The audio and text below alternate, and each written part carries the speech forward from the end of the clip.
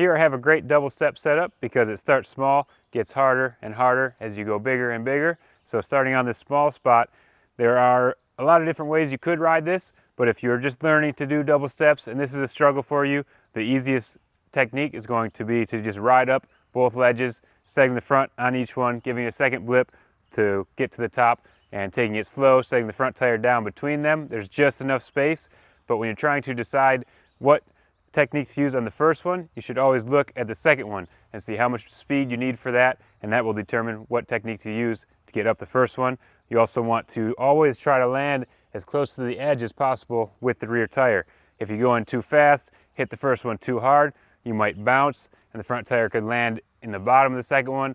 You might come to a stop or take a dab and have to really work for the second one. So to make the second one easier, you want to set up well on the first one.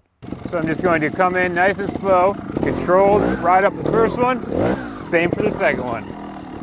Now if I hit the first one a little too fast or too hard, I might get a big kick, big rebound, rear tire's not landing on the edge and the front tire's landing right in the hole. So that puts me at a dead stop, and maybe I could take a point if I get off balance as well, and it makes the second one much harder. So it's all about timing, using your clutch to control your speed, getting the rear tire to track right where you want it. As soon as I know I'm going to make it up the first ledge, I'm pulling the clutch in to slip it so I can control my speed and make sure my rear tire is ready to do a wheelie right at the edge of the first obstacle. That gives me plenty of room for the front tire to clear the second one.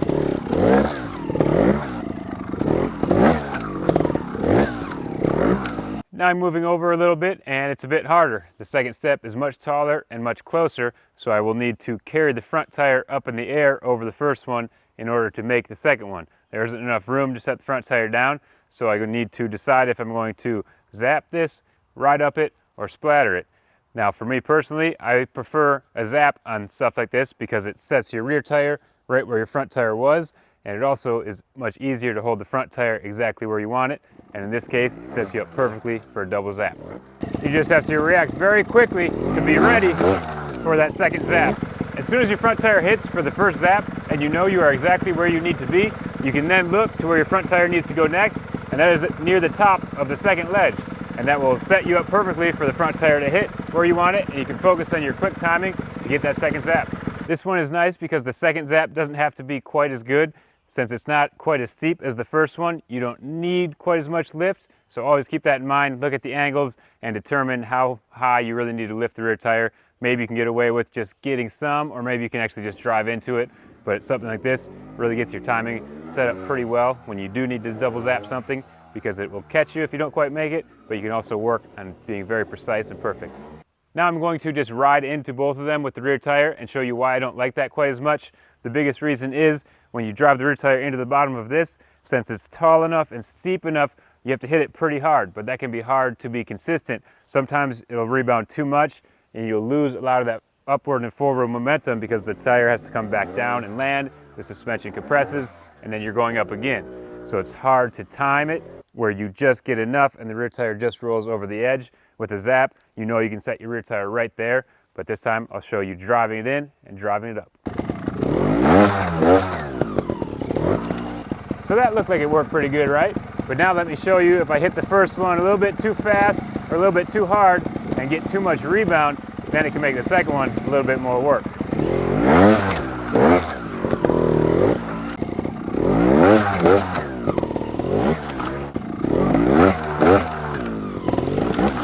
Now moving a bit further left, I have another rock on top of that one I just rode. But due to the height of it, it makes it much harder, but it also feels like it's a lot closer. So you don't have quite as much room for the front tire to set, and it's not going to compress so much. But I have to figure out what I want to do on the first one to have my best chance at getting up the second one. For me, again, it's going to be the zap because it gives me great upward momentum to make the second one. But it's not going to be a double zap because with how high the front tire will be when the rear tire is here, I'm not going to get much compression out of the forks. It's not going to get me enough lift to lift the rear tire all the way to the top.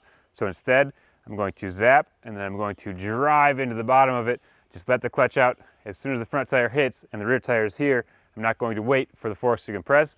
I'm just going to try to build some RPM very quickly right here and then pop the clutch, get as far forward as I can over the handlebars to try to bring the front tire down. And when I know I'm at the top, slip the clutch, let the front tire come down, and hopefully end up clean.